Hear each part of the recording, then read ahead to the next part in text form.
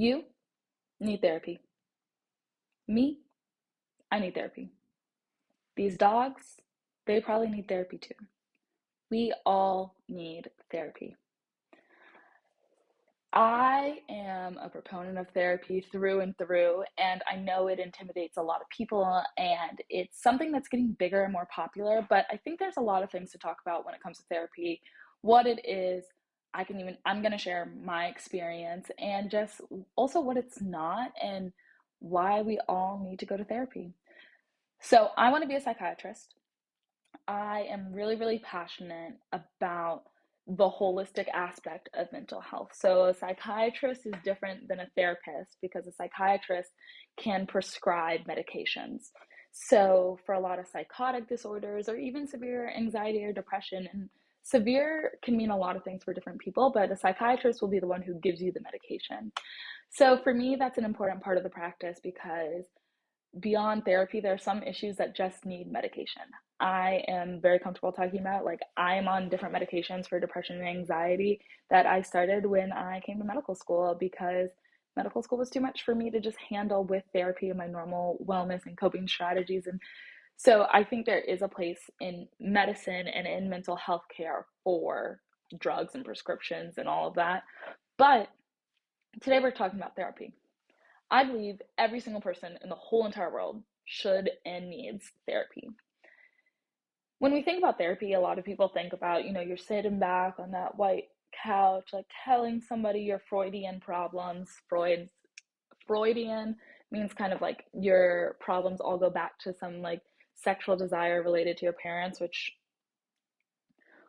whole nother thing. But people envision the white couch where you lean back and tell somebody all your problems and they just sit there and stare and show you ink blots. Well, that's not what therapy is. Therapy can look so many different ways. And I think therapy as a concept just scares people because they don't know what it means and think you have to have this big trauma to go to therapy and to use therapy in a useful way. In reality, though, therapy is what you make of it. So there are different therapeutic models a therapist can follow, and a therapist could be anyone who has a PhD to a psychiatrist who has an MD or a DO or a licensed social worker or just a counselor. It just depends on kind of the types of care you're looking to get and why. Come here. Duck could also be a little therapy dog. But there's therapy pets, and like people rely on those things, those pets, those animals to help them maintain their kind of regular emotional stability. So in therapy, when you finally find a therapist that works for you, which for me is always the hardest part of just finding somebody you click with because you have to click with them. I mean, you're talking to them about your most personal feelings and thoughts. So you want to make sure that you get along and that you feel like they understand you, they get you. So for me, a big thing is like, I can't have a therapist that's too old because I feel like there's generational gaps that, a therapist hasn't gotten in the past or, inhibited therapy progress for me. So I need somebody who's relatively young and has a lot of the same perspectives I do in life. And I also need somebody who's Black. I need a Black woman to be my therapist. I can't do it. I mean, I'm sure there are wonderful people out there who are non-Black women therapists, but for me, that's what I need. And so beyond that, then you have to like click just personality wise. And so I found my therapist on Therapy for Black Girls. And it's a great database for you to find therapists who serve your area, who are inclusive, who are often Black women, and the likes. And so you can look on my website and see the whole resource tab with therapy under it. And it talks a little bit more about what therapy is, different articles, videos on top of this one that you could check out. But for me, therapy is really the opportunity to just like work through things in my head. So I like to think that I am a very self aware person. And so when I know a problem's happening or I know how I'm reacting in a way, I can react and respond and understand what's going on, but I don't know how to respond to it, and I don't know how to make myself better from it. So that's what therapy really is a space for me to do. So in general, therapy is can follow different models. So some therapists follow a cognitive behavioral therapy model where they give you like homework and you're focused on behavior change and kind of mind shift changes, which honestly works really well for me because I have to change a lot of the narratives in my head about myself. But you can have anything from kind of, I do believe, huh, now I'm blanking. I'm gonna come back with a name. One second. I'm back. I looked it up. So you can have like psychoanalytical therapy, which is very much like that kind of typical model where you sit on the couch and the therapist really doesn't actually talk almost at all, and they just kind of let you freestyle and flow. I tried that and hated it. It was the worst thing in the world. I think honestly at that point in time, like I wasn't ready to dive into things I was trying to dive into in therapy. But I remember like this was in college and this lady just sat there silent the whole hour session, and it was infuriating, and I knew what she was doing because like, I had been working in a mental health clinic. I had given therapy sessions before. I had been in therapy before. So I knew what she was doing. And instead of just being like, I don't like this, I don't really click with this style, I just sat there in silence too and just kind of was like, I'll meet you. I'll beat you at it too. And that didn't help me at all. Not one bit. But so there's that type of therapy. And then you can go into the weeds of it all. You can think about interpersonal therapy, where you're really diving into your interpersonal relationships, cognitive therapy, which is that CBT, like changing mindset, changes behavior, it's a cycle, or you can just focus on behavioral, all these different things. So there's a lot of different styles, but most people don't really know what style of therapy their therapist is actually following unless they're going for specific issues or something in particular they want. Most people find therapy a space to just kind of share what's going on. So for me, a typical therapy session starts with my therapist, Miss Karina, talking and just asking me like, how are you doing? How's your week? And me, I try and think of things throughout the week that I want to talk about. Because if you're having a good day and you have therapy, you might be like, I don't want to talk about how this is a good day all this hour. Like, I want to work on stuff, but I don't know what to do. So I like write down things that come up in my life throughout the week between therapy sessions that oh, I didn't respond to something in this way I really would have liked to, or this really frustrated me and I can't understand why, or this like recurring thought or dream keeps coming up and I don't know where that stress is coming from. Da, da, da, da. So I'll write those things down throughout the week and I'll come to her. So if I don't have anything pressing on my mind, I can be like, okay, I experienced this and I would like to talk about this. So she asked me how I'm doing, and I normally just start. I'm like, I've been thinking about this. Like, life's great, school's great, whatever, but this has been on my mind, and I just don't know how to approach it, and I don't know what my block is to it. And so it really, for me, therapy is a lot of just kind of like guiding myself to the answer and her pointing out nuances or different strategies I can use in my day-to-day life and as I'm coping through these things. So some therapy appointments are really hard and heavy and it's filled with like trauma sharing, honestly, and sometimes that's really cathartic, but sometimes that's exhausting.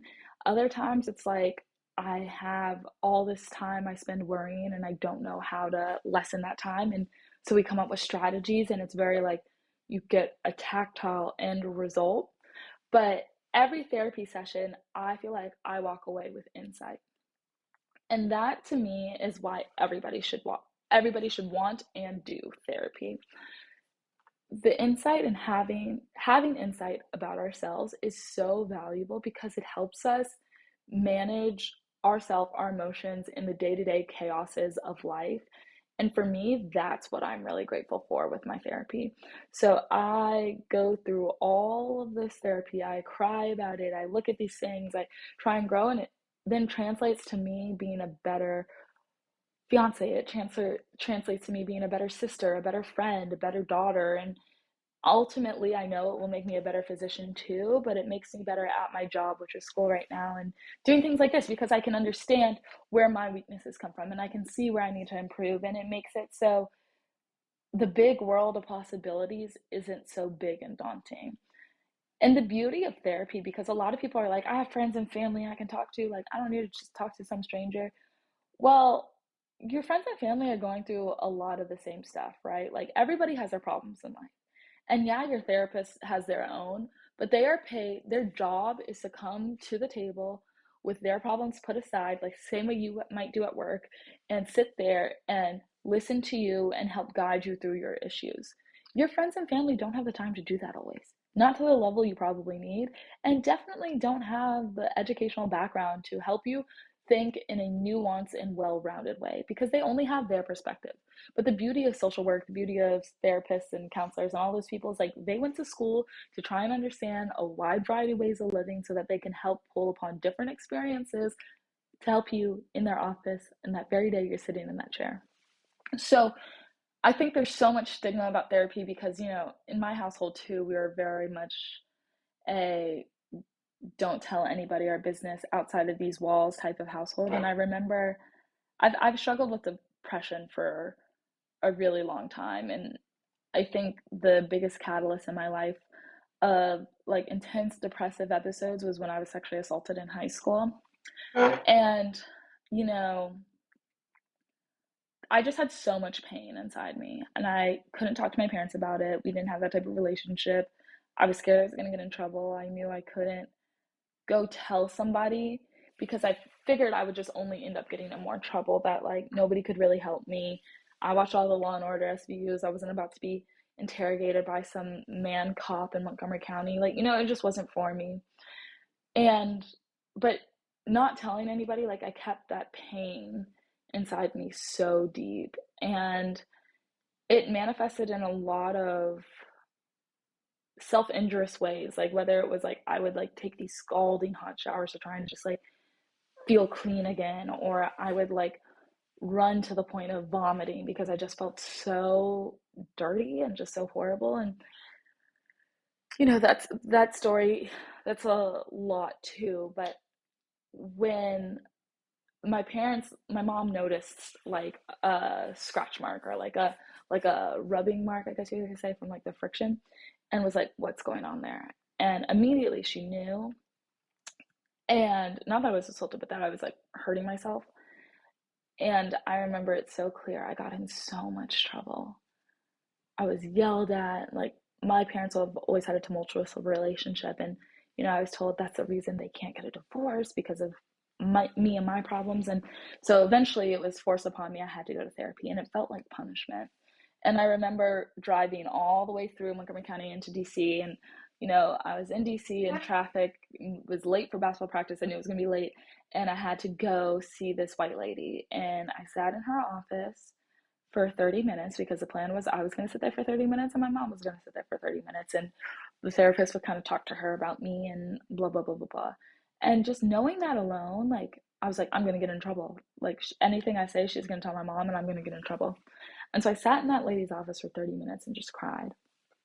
And that was my first experience with therapy. That I was a sophomore in high school, and I just saw therapy as like this place that could be so beautiful, but I saw how it was being weaponized against me, and it scared me. It was so, so, so scary. And I think I always knew that I was interested in mental health, and I'd seen so much in my high school. And, in college later on, I could see what therapy was actually supposed to look like.